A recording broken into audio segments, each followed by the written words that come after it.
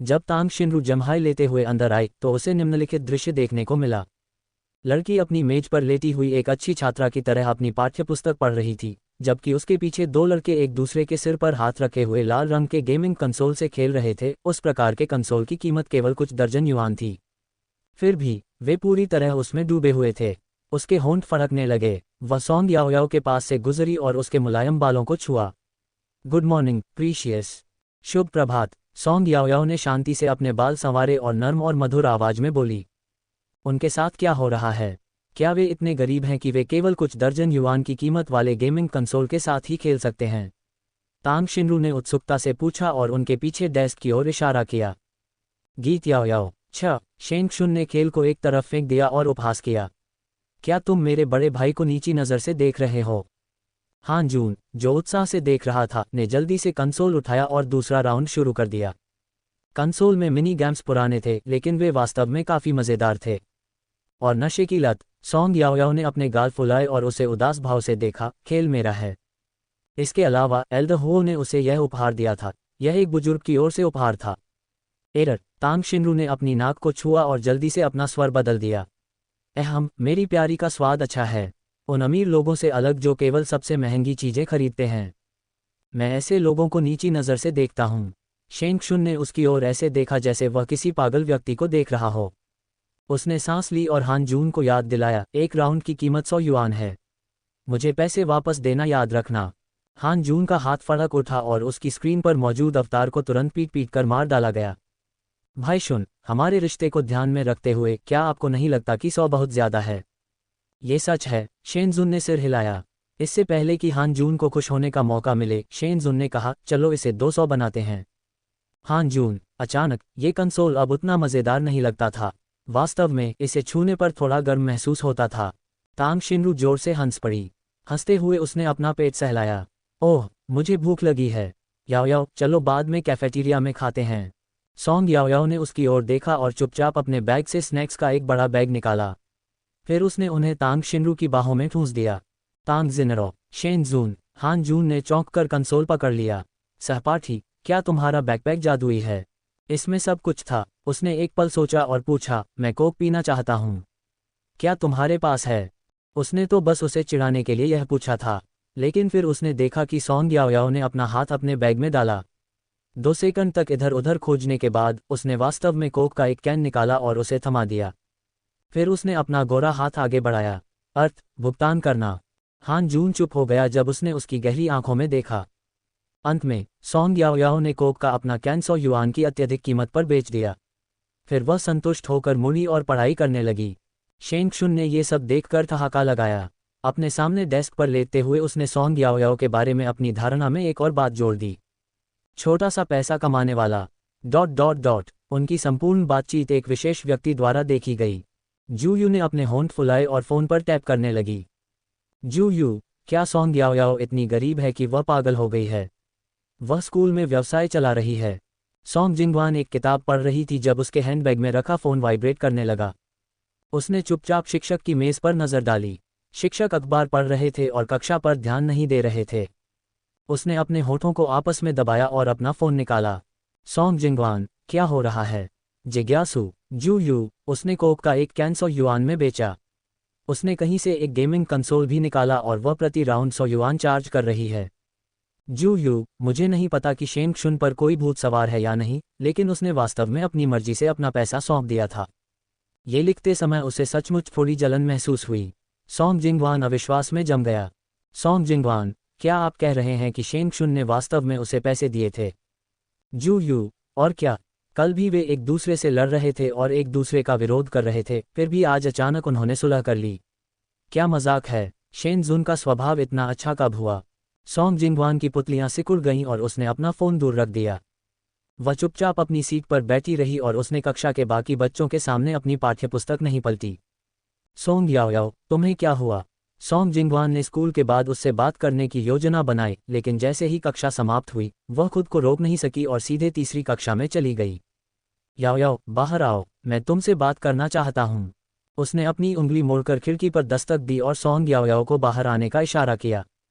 तांग शिनरू ने नींद में सिर उठाया, उस व्यक्ति को देखा जो आया था, और उपहास में मुस्कुराए। ओह, क्या ये हमारा कुख्यात ब्यूटी सॉन्ग नहीं है? क्या तुम गलत कक्षा में पहुंच गए? ये तीसरी कक्षा है, पहली नहीं। जब सॉन्ग जिंगवान ने उसे देखा तो उसकी आंखें चमक उठीं। मैं याओ याओ को ढूंढ रही हूँ। इसका तुमसे कोई लेना देना नहीं है। ओह, मुझसे कोई लेना देना नहीं। लेकिन याओ याओ मेरा अनमोल रत्न है। मैं उसे अकेले बाहर जाने नहीं दे सकता। अगर आपके पास कहने को कुछ है तो कहिए, जब तक कि आप कुछ अभद्र कहने की योजना नहीं बना रहे हैं। तांग शिनरू ने बिना किसी संकोच के तर्क दिया। गाना याओ याओ। सॉन्ग याओ याओ ने धीरे से अपना सिर उठाया और तांग शिनरू की ओर इशारा करते हुए कहा, मैं उसकी बात सुनती हूँ। ये शब्द सुनकर तांग शिनरू मुस्कुराए और उसने उसे अपनी बाहों में खींच लिया और उसे जोर से जकड़ लिया। बेब, तुम बहुत सहायक हो। सॉन्ग याओ याओ ने उसका अच्छा साथ दिया। जैसे ही उसने सॉन्ग जिंगवान के नाखुश भाव को देखा, तांग शिनरू को बहुत अच्छा लगा। सॉन्ग जिंगवान निराश हो गया। मैंने सुना है कि तुम कक्षा में चीजें बेच रहे थे। अगर तुम्हें पैसों की जरूरत है तो तुम मुझसे बात कर सकते हो। मैं तुम्हारी बहन हूँ। क्या मैं तुम्हें दिवालिया होने दूंगी? आप जो कर रहे हैं उससे न केवल आप शर्मिंदा हैं बल्कि सॉन्ग परिवार भी शर्मिंदा है। याओ याओ, अच्छा बनो और पैसे वापस कर दो। अगर तुम्हें पैसे की जरूरत है तो मैं तुम्हें दे सकता हूँ। सॉन्ग जिंगवान ने एक अच्छी बहन की तरह काम किया और सॉन्ग याओ याओ को मनाने की कोशिश की। लेकिन तांग शिनरू को यह बहुत मज़ेदार लगा। वह अपनी क्षमताओं से पैसे कमा रही है। इसमें शर्मनाक क्या है? क्या उसे शर्मिंदगी महसूस होती है, या ब्यूटी सॉन्ग को अपनी बहन से शर्मिंदगी महसूस होती है? यह एक अच्छा सवाल था और इसने तुरंत सॉन्ग जिंगवान को स्तब्ध कर दिया। सॉन्ग याओ याओ भी उत्सुक था। ये सही है, मैं कैसे शर्मिंदा हो रहा हूँ? क्या मैं लोगों को मुझसे खरीदने के लिए मजबूर कर रहा हूँ? सहपाठी शेन, तुम क्या सोचते हो? मुझे लगता है वह पागल है। शेन क्षुन आराम से सो रहा था। उसके लिए सॉन्ग जिंगवान की आवाज़ उसके कान के चारों ओर लगातार भिनभिनाती मक्खी की तरह थी। उसने दबी हुई सांस में गाली दी और दुखी होकर उठ बैठा। उसकी फीनिक्स जैसी आंखें ठंडी थीं। मेरे पास बहुत पैसा है। मैं इसे जिसे चाहूं दे सकता हूं। तुम अपने आप को क्या समझते हो? आप बहुत ज़्यादा बातें करते हो। भाड़ में जाओ। हान जून कांप उठा और सॉन्ग जिंगवान की ओर देखा। उसने देखा कि ब्यूटी सॉन्ग खिड़की के बाहर खड़ी थी और उसकी आंखों में आंसू थे। लेकिन क्या शेन शुन उस तरह का व्यक्ति था जो किसी लड़की के प्रति कोमलता दिखाएगा? उसकी आंखों में शत्रुता भरी हुई थी। वह अहंकार का आदर्श उदाहरण था। क्या तुम सोचते हो कि तुम संत हो? अगर आपके पास पैसे हैं तो दान कर दीजिए। क्या आप अपना फ़ोन लेकर आए हैं? उसका चेहरा भयंकर था और उसके चेहरे पर अभी भी चोट का निशान था, इसलिए वह बहुत अधिक भयभीत लग रहा था। सॉन्ग जिंगवान रोने की भी हिम्मत नहीं कर पाया। शेन क्षुन अपने क्रूर स्वभाव के लिए मशहूर था। अफवाहों के अनुसार जब वह अपना आपा खो देता था तो पागल कुत्ते की तरह हो जाता था और लोगों को पीट पीट कर मार डालता था। हाँ, मैं इसे लाया हूँ। उसने अपनी मुट्ठियाँ भींच लीं और घबराहट में सिर हिलाया। बड़े भाई, क्या आपके पास क्यूआर कोड है? कोई दान कर रहा है? चूकिए मत। शेन क्षुन हंसना चाहता था लेकिन वह हंस नहीं सका। उसने सॉन्ग जिंगवान की ओर इशारा किया और सॉन्ग याओ याओ की ओर अपनी ठुड्डी उठाई। तांग शिनरू अपनी हंसी को रोकने में असमर्थ थी। उसके कंधे अनियंत्रित रूप से हिल रहे थे। उसने शेन जुन की ओर अपना अंगूठा उठाया। आप सर्वश्रेष्ठ हैं। वह वास्तव में स्कूल का बदमाश था। सॉन्ग याओ याओ ने मासूमियत से पलकें झपकाईं। ओह, मैं ऐसा कैसे कर सकता हूँ? लेकिन फिर भी उसने अपना क्यूआर कोड उसे दिखा दिया। सॉन्ग जिंगवान गुस्से में मर रही थी लेकिन सभी की निगाहें उस पर टिकी थीं। उसे सहना पड़ा क्योंकि वह एक दुखी और असहाय अभिव्यक्ति प्रदर्शित कर रही थी, जैसे कि उसके साथ जबरदस्ती की जा रही हो। कोई बात नहीं, तुम मेरी बहन हो। उसने जोर से मुस्कुराकर क्यूआर कोड स्कैन किया और राशि दर्ज कर दी। शेन क्षुन ने शरारत से एक पैर दूसरे के ऊपर रखा, एक नज़र डाली और लापरवाही से कहा, 30,000। क्या तुम उसे भिखारी की तरह टालने की कोशिश कर रहे हो? तुम हमारे साथ नहीं रह सकते, फिर भी तुम एक अमीर व्यक्ति की तरह व्यवहार करते हुए यहाँ आए हो। क्या आप भूल गए हैं कि यह किसका क्षेत्र है? सॉन्ग याओ याओ ने उसे घूर कर देखा और शेन जुन तुरंत हंस पड़ी। यह मेरे बड़े भाई का क्षेत्र है। क्या मेरे बड़े भाई ने तुम्हें यहाँ आने की इजाज़त दी? हान जून ने अपनी आंखें घुमाईं। तीसरी कक्षा में किसी के साथ भी घुलना मिलना आसान नहीं था, लेकिन वे सभी शेन शुन की अंधभक्ति करते थे। जब उन्होंने उसकी बात सुनी तो वे तुरंत हंस पड़े। क्या ब्यूटी सॉन्ग इतना कंजूस है? याओ याओ, चिंता मत करो, मेरे पास पैसे हैं। हा हा हा, मैं बहुत अमीर हूँ। अगर आप इतने महान हैं तो एक शून्य जोड़ दें। क्या आप हमारे साथ बने रह सकते हैं? सॉन्ग जिंगवान ने कभी ऐसा अनुभव नहीं किया था। इस जगह की तुलना में प्रथम श्रेणी स्वर्ग जैसी थी। तुम लोग हद पार कर रहे हो। उसने अपने होंठ काटे और उसकी आंखों में आंसू भर आए। फिर उसने जल्दी से सॉन्ग याओ याओ को 300,000 ट्रांसफ़र कर दिए और शर्म से वहां से चली गई। जब अधिसूचना घंटी बजी, जो ये संकेत दे रही थी कि स्थानांतरण पूरा हो गया है, तो सोंग याओयाओ अच्छे मूड में था। उसने प्रशंसा भरी नज़रों से शेंग शुन की ओर देखा। बुरा नहीं है, मैं कल तुम्हारे लिए एक उपहार लाऊंगा। वाह! हान जून तुरंत अपनी हैरानी से बाहर आया। सचमुच? क्या उपहार? क्या मुझे भी मिलेगा? तांग शिनरू भी खुशी से झूम रहा था। मेरे बारे में क्या? सोंग याओयाओ ने अपनी छाती थपथपाई और आंखें मूंदकर शून्य गिनने लगी। बहुत अच्छे मूड में उसने वादा किया, चिंता मत करो, तुम सबको कुछ न कुछ मिलेगा। हा, तांग शिनरू को जब भी सोंग जिंगवान के हाव भाव के बारे में सोचना होता तो वह हंसना चाहती थी। मुझे यकीन है कि सोंग जिंगवान अभी अंदर ही अंदर मर रही होगी। फट, वह इसकी हकदार है। उसे तीसरी क्लास में अकेले आने के लिए किसने कहा था? क्या वह सोचती थी कि वे लोग बेवकूफ़ों का एक समूह है जो सिर्फ किताबें खरीदना जानते हैं? कुछ शब्द बोले और वह दौड़कर अपनी माँ के पास चली गई। ... स्कूल खत्म होने तक सोंग याओयाओ अच्छे मूड में रही। सोंग जिंगवान ने उसे रोका। सोंग याओयाओ, मेरे साथ घर आओ। वह नहीं कर सकती। इससे पहले कि सोंग याओयाओ बोल पाती, हुओ निंगशी की आवाज़ अचानक उसके बगल में सुनाई दी।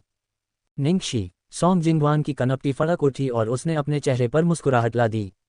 क्या मतलब है तुम्हारा? क्या तुम उसे हुओं के साथ रहने के लिए वापस ले जा रही हो?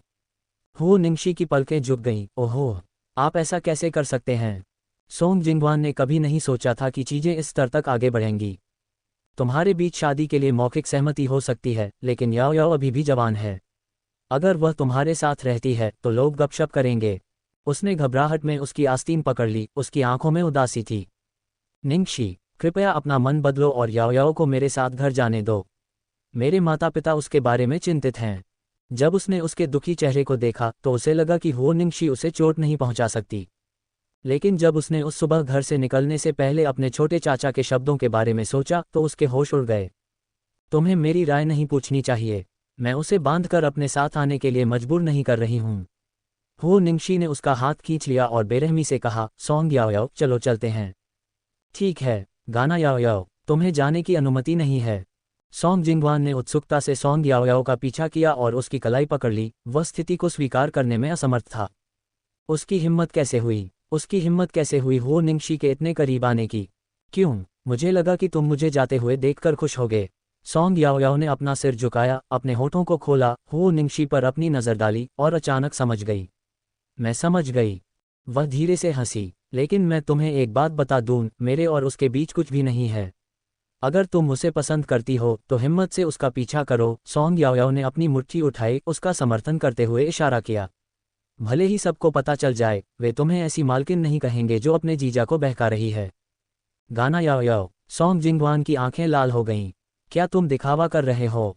क्या वह ये दिखावा कर रही थी कि वह हुओ निंगशी के घर में प्रवेश कर चुकी है और वे हर जगह एक साथ जा रहे हैं? सोंग याओयाओ ने अपनी आंखें घुमाईं और अपना हाथ खींच लिया। मुझे लगता है कि तुम्हारी खोपड़ी में कुछ गड़बड़ है। क्या वह पीड़ित होने के भ्रम से ग्रस्त थी? चल दर। उसने कार का दरवाज़ा बंद किया और ड्राइवर को गाड़ी चलाने का आदेश दिया। हुओ निंगशी ने कार की खिड़की नीचे की, उदास सोंग जिंगवान को देखा और चुपके से आह भरी। पहले घर जाओ, अगली बार। उसने अपने होंठ भींच लिए। अंत में उसने कोई वादा नहीं किया। ... गीत घरेलू। सोंग जिंगवान गुस्से से अंदर आई। उदास भाव के साथ वह सीधे ऊपर की ओर चली गई। बड़ी मिस, आप वापस आ गईं। बड़ी मिस। आंटी लियू ठीक समय पर रसोई से बाहर आई और सोंग जिंगवान की पीठ देखी। गलियारे में सोंग वेंचुवान अभी अभी जागा था। वह भौहें सिकोड़े हुए अपने शयन कक्ष से बाहर निकला और सोंग जिंगवान से टकरा गया। उसने रास्ता बनाने के लिए अपना शरीर घुमाया, लेकिन सोंग जिंगवान अचानक रुक गई। उसने अपने होंठ काटे और दुखी भाव से पूछा, गेगे, तुमने आज सुबह याओयाओ को देखा था, है न? जब तुमने उसे देखा था तो उसे वापस क्यों नहीं लाए? हम। सोंग वेंचुवान नींद में डूबा हुआ था। क्यों? उसने कर्कश आवाज में पूछा। मैंने याओयाओ को देखा। मैंने उसे घर आने को कहा लेकिन उसने मना कर दिया। क्या यह अच्छी बात नहीं है? सोंग वेंचुवान ने उदासीनता से भौहें उठाईं। क्या? सोंग जिंगवान घबराकर मुस्कुराई, मानो उसे लगा हो कि वह मतिभ्रम कर रही है। क्या तुम ही नहीं थे जो सारी रात उसे ढूंढते रहे? अब जब तुमने उसे ढूंढ लिया है तो तुम्हें उसे वापस लाना चाहिए। मुझे ऐसा क्यों करना चाहिए? सोंग वेंचुवान ने आलस से जम्हाई ली और दीवार से टिक गया। वह वाकई बहुत खुश लग रही थी। क्या तुम खुश नहीं हो? नींद में डूबे हुए उसने उसकी ओर प्रश्नवाचक दृष्टि से देखा और उसका स्वर सहज था। मैं खुश क्यों होऊंगी? सोंग जिंगवान ने निराशा में हंसते हुए कहा। वह गुस्से से पागल होने वाली थी। यहाँ तक कि उसका हमेशा अच्छा व्यवहार वाला चेहरा भी बनाए रखना मुश्किल हो रहा था। मुझे लगता है कि तुम थक गई हो, इसलिए तुम बकवास करने लगी हो।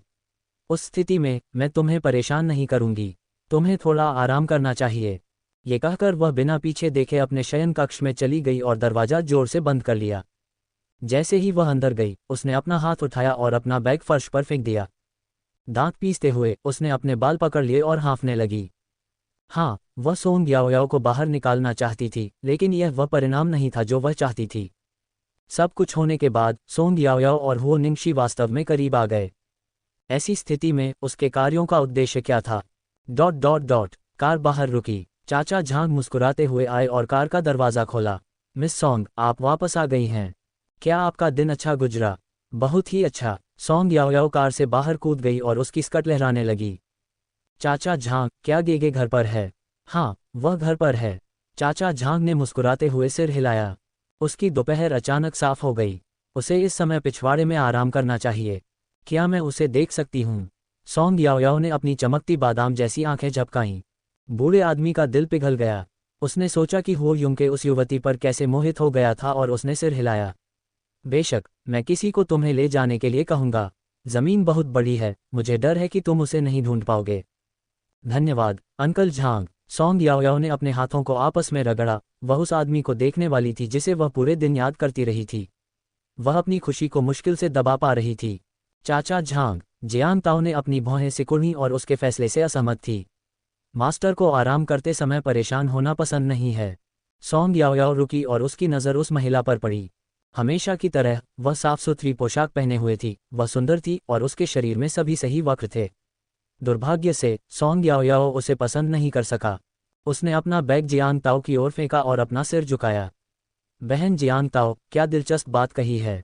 अभी सुबह ही आपने कहा था कि गेजे को नाश्ता करना पसंद नहीं है, लेकिन देखिए क्या हुआ। क्या हुओ युंके ने अंत में उसके साथ नाश्ता नहीं किया? सोंग याओयाओ ने अपनी आंखें घुमाईं और प्यार से मुस्कुराए।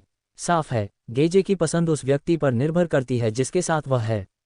मैं, उदाहरण के लिए, उसने खुद की ओर इशारा किया और आत्ममुग्धता से अपनी ठुड्डी ऊपर उठाई। गीगे मुझे बहुत पसंद करता है। आहम, अंकल झांग उसकी आत्मसंतुष्ट अभिव्यक्ति देखकर हंसे बिना नहीं रह सके। इस बीच हुओ निंगशी ने अंदर जाते हुए अपनी आंखें घुमाईं और पीछे 4 ठंडे शब्द छोड़े, कितनी मोटी चमड़ी है। एक ईमानदार मूल्यांकन। जियान ताओ सहमत हुए। कृपया मेरा बैग अंदर ले जाओ, मैं गेजे को ढूंढने जा रहा हूँ, बाय। सोंग याओयाओ ने बिना पीछे देखे अपना हाथ हिलाया। अंकल झांग। चाचा झांग समझ गए। कोई, मिस सोंग को मास्टर के पास ले जाओ। जियान ताओ ने देखा कि सोंग याओयाओ तेजी से चली गई। वह अहंकार से भरी हुई थी। उसकी आंखें घृणा से काली हो गईं। उसने बैग पकड़ लिया और पूछा, चाचा झांग, क्या आप उसे ऐसे जाने दे रहे हैं? क्या होगा अगर मास्टर जी अपना आपा खो बैठे? घर के मालिक ने मुश्किल से ही अपना आपा खोया। ज्यादातर समय वह शांत रहता था और किसी भी बात को दिल पर नहीं लेता था। लेकिन जब भी वह ऐसा करता था तो उसके परिणामों को संभालना आसान नहीं होता था। लेकिन निस्संदेह उनकी अस्वीकृति का मुख्य कारण उनकी अपनी व्यक्तिगत नाराजगी थी। चाचा झांग ने अपने हाथ पीछे रखे और जियांग ताओ को घूरते हुए अपनी मुस्कान को दबा लिया। उनकी आंखों में एक चतुराई भरी नज़र दिखाई दी। जियांग ताओ, हुओस के लिए काम करने के लिए इससे कोई फर्क नहीं पड़ता कि आप स्मार्ट हैं या नहीं, लेकिन आपको चौकस रहने की ज़रूरत है। फिर उसने गहरे अर्थ के साथ कहा, मास्टर के दिल में आप मिस सोंग की तुलना दूसरे लोगों से कैसे कर सकते हैं? वह युवती सुबह के सूरज की तरह सुंदर, जीवंत और जोशपूर्ण थी। वह होशियार भी थी और सबसे महत्वपूर्ण बात यह थी कि मास्टर उसे पसंद करता था। ये किसी भी चीज़ से ज़्यादा महत्वपूर्ण था। लोगों को समझना चाहिए कि वे कहाँ खड़े हैं। जब वे कहते हैं सभी मनुष्य समान हैं, तो ये बच्चों के लिए आरक्षित एक झूठ है। अंकल झांग अंदर जाने लगे। उनकी आवाज़ ऊपर से गर्म लग रही थी, लेकिन अंदर गहराई में एक बर्फीली ठंड थी जिसे कोई अनदेखा नहीं कर सकता था। कुछ लोग प्यार करने लायक पैदा होते हैं और उन्हें फसल की क्रीम बनना तय है, जबकि दूसरे लोग, जैसे आप और मैं, नौकर हैं। हम इससे ज़्यादा की उम्मीद कैसे कर सकते हैं? अपने मालिक की अच्छी तरह से देखभाल करना और उसे खुश देखना ही हमें खुश करने के लिए काफ़ी है ना? वह एक बूढ़े आदमी की तरह चलते हुए बड़बड़ाया, लेकिन पूरा हुओ मनो उसके नियंत्रण में था। वह पिछले बटलर का बेटा था और उसने अपना पूरा जीवन होस को समर्पित कर दिया था। वह मास्टर की सेवा करते हुए बड़ा हुआ और जब मास्टर आसपास नहीं होते थे तो वह मनो का सावधानीपूर्वक प्रबंधन करता था। कोई भी उसे कमतर आंकने की हिम्मत नहीं कर सकता था। जो लोग इतने अंधे थे कि उन्हें कमतर आंक सकते थे, उनमें से 80% अब इस धरती पर नहीं रहे। जियान ताओ को अपनी रीढ़ में ठंडक महसूस हुई और वह चुपचाप अंकल झांग के पीछे चलने लगी। काफी देर बाद आखिरकार उसने एक शब्द कहा, हाँ। वह सहज लग रही थी और बिल्कुल भी अपनी जैसी नहीं लग रही थी। मिस सॉन्ग, मास्टर अंदर हैं। मैं आपके साथ अंदर नहीं जाऊंगा। सहायक ने आगे मंडप की ओर इशारा किया और सॉन्ग याओयाओ ने सिर हिलाकर उसे देखा। ठीक है, मुझे यहाँ का रास्ता दिखाने के लिए धन्यवाद। मेरे लिए इंतज़ार करने की कोई ज़रूरत नहीं है। मैं बाद में गेज के साथ वापस आऊँगा। वह एक घुमावदार बजरी वाले रास्ते से उस आदमी के पास दौड़ी। दूर जिंगबो पेड़ों का एक विशाल मैदान था जो झील पर एक सुनहरा प्रतिबिंब बना रहा था। चूंकि पतझड़ का मौसम था, इसलिए जमीन पर पत्ते छाए हुए थे। नीला आसमान और सफ़ेद बादल यूरोपीय शैली के मंडप के ऊपर छाए हुए थे। ये दृश्य अद्भुत था। जैसे ही वह पास आए, अचानक उसकी गति धीमी हो गई।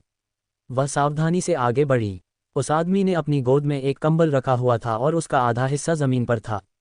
वह एक आराम कुर्सी पर पीठ के बल लेटा हुआ था और उसकी आंखें बंद थीं। उसकी नाक लंबी और सीधी थी और उसकी भौहें सुडौल थीं।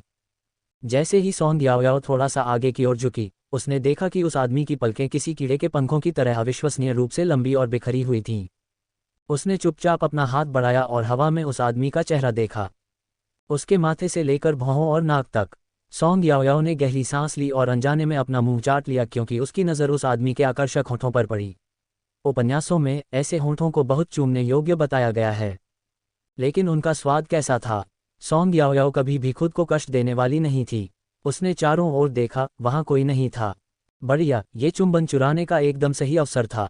उसका दिल तेजी से धड़कने लगा। जैसे जैसे वह और करीब झुकती गई, उसकी पीठ पर पसीने की एक परत जम गई। वह लगभग वहां पहुंच चुकी थी। जैसे ही उसने उस आदमी की सांसों को महसूस करना शुरू किया, एक ठंडी उंगली उसके होठों पर दब गई। आह! सॉन्ग याओयाओ चिल्लाए और उसकी आंखें आश्चर्य से खुल गईं। तुरंत ही उसकी नज़र उस आदमी की सुस्त और शांत आंखों पर पड़ी। उसकी आंखें साफ थीं और उसका भाव शांत था। गे, तुम कब जागे? सॉन्ग याओयाओ ने अपनी उंगलियां घुमाईं और उसके हाथ कांपने लगे। इस बीच उसका चेहरा खून की तरह लाल हो गया। जब कोई बच्चा कुछ शरारत करने वाला था। हुओ युंके ने अपनी उंगलियों को रगड़ा और उसका गला फड़क उठा। वह वास्तव में पकड़ी गई थी। सॉन्ग याओयाओ का आत्मविश्वास अचानक फीका पड़ गया और उसने कमजोरी से खंडन किया, मैंने कुछ भी शरारती नहीं किया। वह गलत थी, लेकिन फिर भी वह मजबूत बनी रही। ओह, सच में? हुओ युंके ने भौहें उठाईं और अचानक खड़ा हो गया। अचानक सॉन्ग याओयाओ की नज़र धुंधली हो गई क्योंकि एक हाथ ने उसकी कमर पकड़ ली और उसे ज़मीन से उठा लिया गया। जब तक उसे एहसास हुआ कि क्या हुआ है, वह उस आदमी की गोद में बैठ चुकी थी जिसे पहले एक कंबल से ढका गया था। वह क्या चाहता था? सॉन्ग याओयाओ को लगा कि उसका गला बहुत सूख गया है और उसके गाल इतने गर्म हो गए हैं कि वह लगभग मर सकती है। उसने चुपचाप अपनी कमीज पकड़ी, सिर उठाया और अपने सामने खड़ी बड़ी आकृति को देखा। धप धप धप, उसका दिल किसी खोए हुए हिरन की तरह बेतरतीब ढंग से धड़कने लगा। हुओ युंके ने नीचे देखा और धीरे से आगे झुक गया। सॉन्ग याओयाओ बहुत घबरा गई थी। उसने आशंका और भय दोनों से अपनी आंखें बंद कर लीं, लेकिन जिस चुंबन की वह उम्मीद कर रही थी वह नहीं आया। इसके बजाय उसके सिर पर एक हथेली थपथपाई गई। सॉन्ग याओयाओ ने अपनी आंखें खोलीं। उस आदमी की आवाज़ धीमी थी। उसने अपनी मुस्कान दबा ली और सीधा बैठ गया। एक बच्चे को एक बच्चे की तरह व्यवहार करना चाहिए। आप ऐसे नहीं हो सकते। बूम! उसके हृदय में बैठा हिरन मर गया। उसने अपना चेहरा सीधा किया और उसकी नम आंखें चमक उठीं। गुस्से से पैर पटकते हुए उसने शिकायत की, गे। चुपके से किस करने की कोशिश करने और पकड़े जाने का नतीजा ये हुआ कि घर वापस आते समय उसे बेचैनी महसूस हुई। दरअसल सॉन्ग याओयाओ का तो नज़ारा देखने का भी मन नहीं था। वह आदमी न तो बहुत तेज चलता था और न ही बहुत धीरे। उसका शरीर लंबा था और उसका आसन भी अच्छा था। उसने सफ़ेद रंग का आरामदायक कपड़ा पहना हुआ था जो उसे सुंदर परिवेश के साथ फिट कर रहा था। क्या? सॉन्ग याओयाओ ने अपने होंठ फुलाए और अपने पैरों के पास गिरे हुए पत्तों को लात मारी। वह कभी भी जाग सकता था। जब वह उसे चूमने वाली थी तो उसे क्यों जागना पड़ा? फिर भी यदि वह जाग भी गया होता तो क्या वह अभी भी सोने का नाटक नहीं कर सकता था? उसने उसे कितना असहज महसूस कराया। झटका देना, बेवकूफ़ गे। चलते समय वह दबी हुई आवाज़ में शिकायत कर रही थी। ध्यान न देते हुए वह मांस की दीवार से जा टकराए। आओ, क्या कहा आपने? उनकी दोनों आवाज़ें एक ही समय पर सुनाई दीं।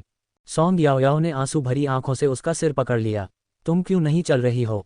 इस झटके के कारण उसके सिर पर चोट लग गई और वह दर्द से तड़पने लगी। हुओ युंके ने उसकी तरफ कृपालु नज़र से देखा और उसकी आंखों में खुशी झलकने लगी। तुम ही थी जो मुझसे टकराई थी, उसने शांति से याद दिलाया। मैं, सॉन्ग याओयाओ ने मुंह बनाया, ऐसा इसलिए क्योंकि मुझे उम्मीद नहीं थी कि तुम अचानक रुक जाओगी। तुम बेवकूफ़ हो। उसका अंतिम वाक्य अत्यंत शांत था, लेकिन हुओ युंके ने फिर भी उसे सुन लिया। ओह, तो तुम मेरी पीठ पीछे मेरा अपमान कर रहे थे। हुओ युंके ने अपना सिर हिलाया और शांत एवं स्थिर रहा। सॉन्ग याओयाओ को उम्मीद नहीं थी कि हुओ युंके की सुनने की क्षमता इतनी तेज होगी। वह पहले ही चुंबन चुराते हुए पकड़ी गई थी, अब वह उसके बारे में बुरा भला कहते हुए पकड़ी गई। उसका चेहरा खून की तरह लाल हो गया, जबकि उसकी आंखें चमक उठीं। उसने हुओ युंके की आंखों में देखने की हिम्मत नहीं की। एक कमजोर तर्क देते हुए उसने कहा, यह अलग बात है। मारना स्नेह की निशानी है, डांटना प्रेम की निशानी है। मैं स्पष्ट रूप से गेज से बहुत प्यार करता हूँ। उसने दृढ़ भाव से अपनी मुठियां भींच लीं और हुओ युंके को अपनी बात समझाने की कोशिश करने लगी। उसका नाजुक सुंदर चेहरा गुलाबी जैद की तरह गुलाबी था और उसकी आंखों के अंत में लाली उसे आकर्षक बना रही थी। हुओ युंके ने उसे घूर कर देखा। थोड़ी देर बाद उसके होंठ थोड़े मुड़े। ये कितना बेकार तर्क है, वह हंसते हुए मुड़ा और चलने लगा। नहीं, ऐसा नहीं है। अगर तुम्हें मेरी बात पर विश्वास नहीं है तो भूल जाओ। सॉन्ग याओयाओ ने हुंकार भरी अपना सिर उठाकर उस आदमी की चौड़ी पीठ को देखा और उसकी आंखों में एक चालाक नजर दिखाई दी। अचानक ही उसी स्थान पर ऊर्जा एकत्रित करते हुए वह 2 कदम आगे बढ़ी और अपनी बाहें उस आदमी की गर्दन के चारों ओर लपेट लीं। गे, मुझे उठाओ, मैं चलना नहीं चाहता। ओम्फ! आश्चर्यचकित होकर हुओ युंके ने सहज रूप से उसे पकड़ लिया और उसके हाथ किसी नर्म चीज पर पड़ गए। इतना भारी। वह जीभ चटकाता हुआ धीरे धीरे आगे बढ़ा। अरे, लड़कियों को ये बात नापसंद होती थी जब लोग कहते थे कि वे भारी हैं। सॉन्ग याओयाओ ने 1-2 बार अपने पैर पटकते हुए शिकायत की, मैं इतनी भारी कैसे हो गई? मैं मोटा नहीं हूं। नहीं, बिल्कुल नहीं। उसने एक एक शब्द पर जोर दिया।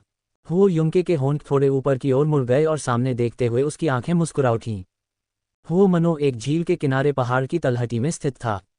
दूर तक देखने पर सुनहरी जिंदगो पत्तियों के अलावा घने कोहरे के बीच झरने वाले पहाड़ थे और कोई भी सर्दियों के अकेलेपन को महसूस कर सकता था। हाँ, तुम मोटे नहीं हो। वह धीमी, ठंडी और संयमित आवाज में बात करते हुए बजरी वाले रास्ते पर आगे बढ़ रहा था। फिर भी वह सॉन्ग याओयाओ को सेक्सी और आकर्षक लग रहा था। आप और अधिक खा सकते हैं। नहीं, सॉन्ग याओयाओ एक क्रोधित मेढक की तरह थी। उसने अपने गालों को उभारा, उसे घूरा और अपनी सांस पकड़ने की कोशिश की। तुमने कहा था कि मैं मोटा हूं। मैं आज रात खाना नहीं खाऊंगा। मुझे अपना वजन कम करना है। हो, वह उसके कंधे पर झुक गई और शिकायत करने लगी, जबकि उसका चेहरा लगभग गेंद जैसा हो गया था। जैसा कि अपेक्षित था, मोटा होना महिलाओं के लिए अभिशाप था। उनकी उम्र कोई मायने नहीं रखती। हुओ युंके आगे बढ़ते हुए उदासीनता से बोला, जो बच्चे नहीं खाएंगे उन्हें फेंक दिया जाएगा। गीत याओयाओ, तुम बहुत आगे निकल गए हो, बेवकूफ गेगे। बहुत दूर। क्या उसने ऐसा किया? क्या वह बहुत संवेदनशील नहीं थी? छोटे चाचा, खाने का समय हो गया है। हुओ निंगशी ने हुओ युंके के कंधे की ओर देखा और देखा कि एक छोटा सा सिर उस पर झुका हुआ था। एक युवती उसके चाचा की पीठ पर बैठी थी, अपने पैर आराम से हिला रही थी और उसके चाचा ने उसे शांतिपूर्वक उठाया। हुओ निंगशी ने अपना चेहरा पोंछा, गहरी सांस ली और मुस्कुराया। सॉन्ग याओयाओ, क्या तुम बच्चे हो? क्या तुम्हारे पैर नहीं हैं? सॉन्ग याओयाओ ने अपने होंठ फुलाए और हुओ युंके की गर्दन पर अपनी बाहें लपेट लीं। मैं गेगे की संतान हूँ। क्या ये सही नहीं है, गेगे? हाँ, हुओ युंके ने शांति से उत्तर दिया। ये स्पष्ट नहीं था कि वह उसे उत्तर दे रहा था या नहीं। वह हुओ निंगशी के पास से गुजरा और भोजन कक्ष की ओर चला गया। हुओ निंगशी ने अपने दांत पीसते हुए खुद से कहा कि इस बारे में भूल जाओ। जब से सोंग याओयाओ यहाँ आया है, उसके छोटे चाचा बहुत बदल गए हैं। लेकिन फिर भी वह क्रोधित हो गया। क्या उसके पैर नहीं थे? वे पहले से ही हवेली के अंदर थे। क्या वह उसे नीचे नहीं उतार सकता था? क्या वह खाना खाते समय उसे गोद में उठाने की योजना बना रहा था? उस समय हुओ निंगशी को उम्मीद नहीं थी कि ये शब्द एक भविष्यवाणी बन जाएंगे। ... सोंग परिवार में जो मानली कीटाणुनाशक की गंध बर्दाश्त नहीं कर सकती थी, इसलिए अस्पताल में पूरा दिन और रात बिताने के बाद उसने घर जाने का फैसला किया। बेशक चलने में उसकी मदद करने वाला कोई था। उस समय परिवार के सदस्य खाना खा रहे थे। जब उसने उसे अंदर आते देखा तो सॉन्ग जिंगवान ने तुरंत अपनी चॉपस्टिक फेंकी और उसका स्वागत करने के लिए दौड़ी। माँ, आपने मुझे क्यों नहीं बताया कि आप घर आ रही हैं? मैं आपको ले जाती।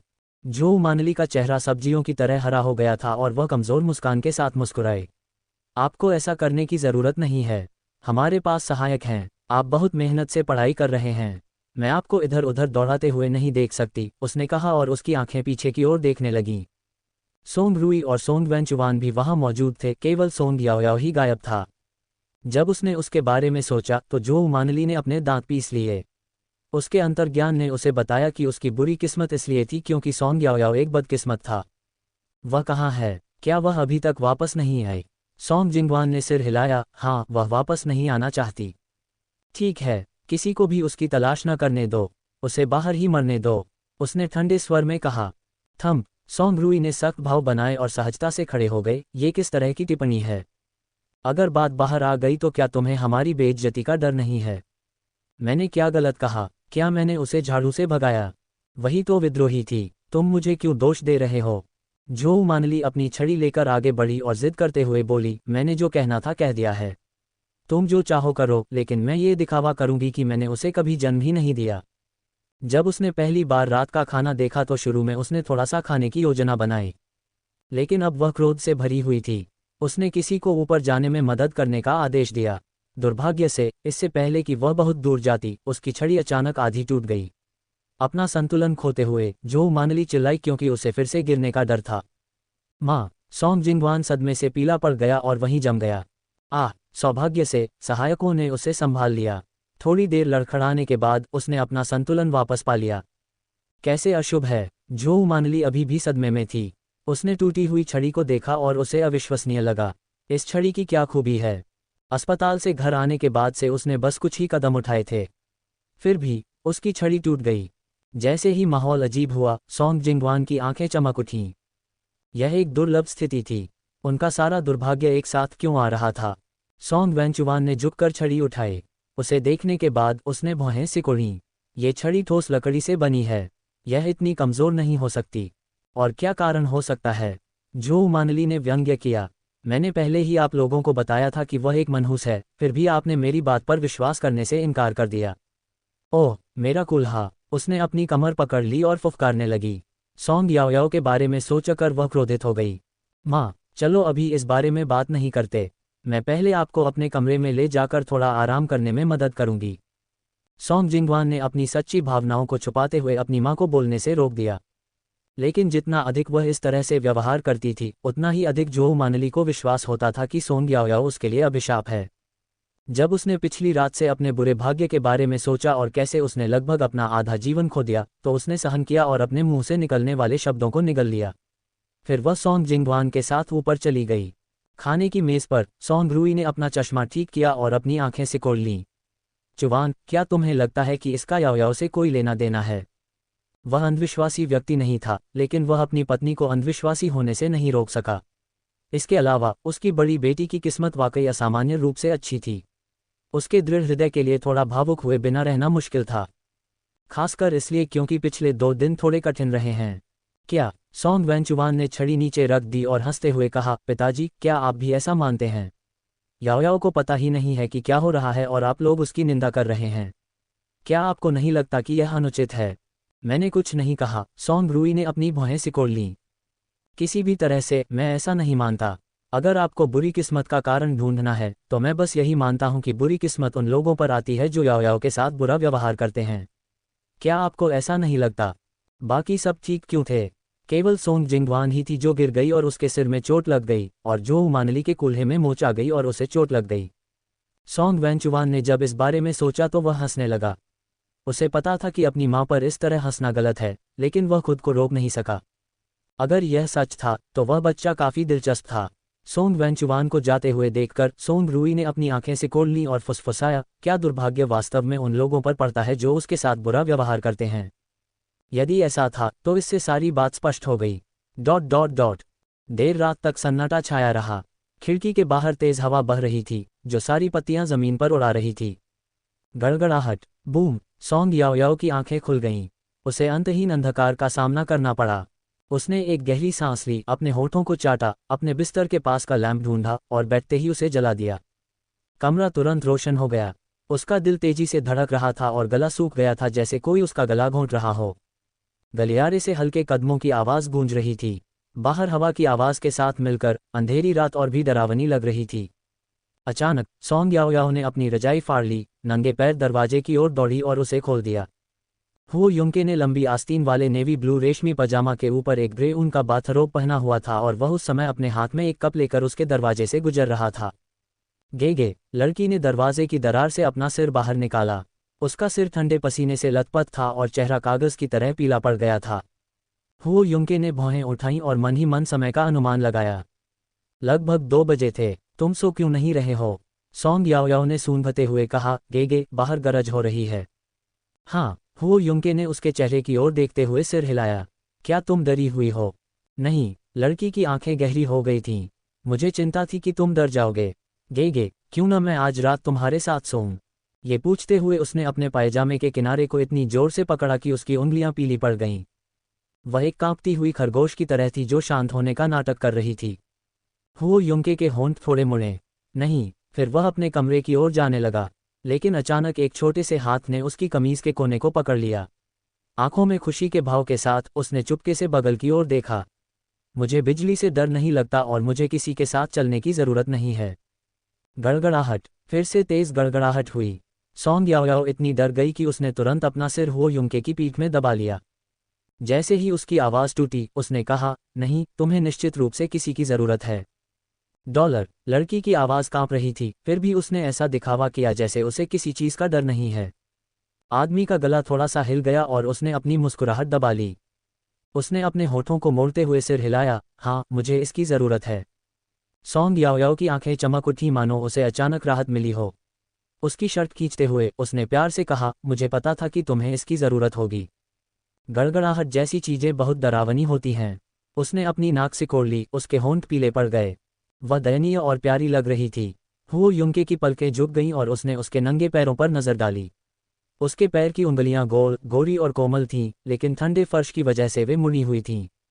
उसने भौहें सिकोड़ते हुए कहा, वापस जाओ और अपनी चप्पल पहनो। जैसे ही उसने ये कहा, गड़गड़ाहट की एक और आवाज सुनाई दी। वाह! सॉन्ग याओयाओ डर के मारे लगभग रो पड़ी। उसने अपने सिर को घबराहट में हिलाया और दोनों हाथों से उस आदमी की बांह पकड़ ली। नहीं। वह ऐसे रोई मानो अगर हु युंके ने उस पर दबाव डालना जारी रखा तो वह फूट फूट कर रोने लगेगी। टच। बहुत नाजुक। हु युंके ने अपना सिर हिलाया। अचानक वह झुका, उसे अपनी बाहों में खींचा और उसे ऊपर उठा लिया। एक बच्चे की तरह वह उसकी बाहों में बैठी थी। उसने गुलाबी मखमली पजामा पहना हुआ था। उसके कमल के पत्ते का कॉलर लेस से गोल था। उसके काले बाल उसकी कमर तक पहुंच रहे थे और उसका छोटा हथेली के आकार का चेहरा नाजुक और चमकदार था।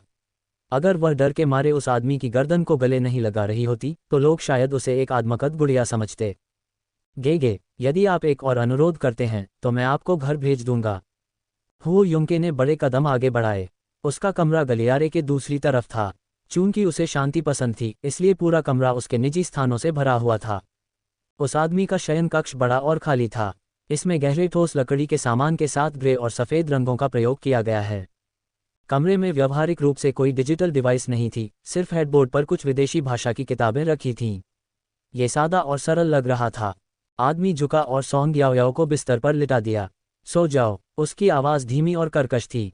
सॉन्ग याओयाओ ने उसकी गर्दन पर से अपनी पकड़ ढीली कर दी।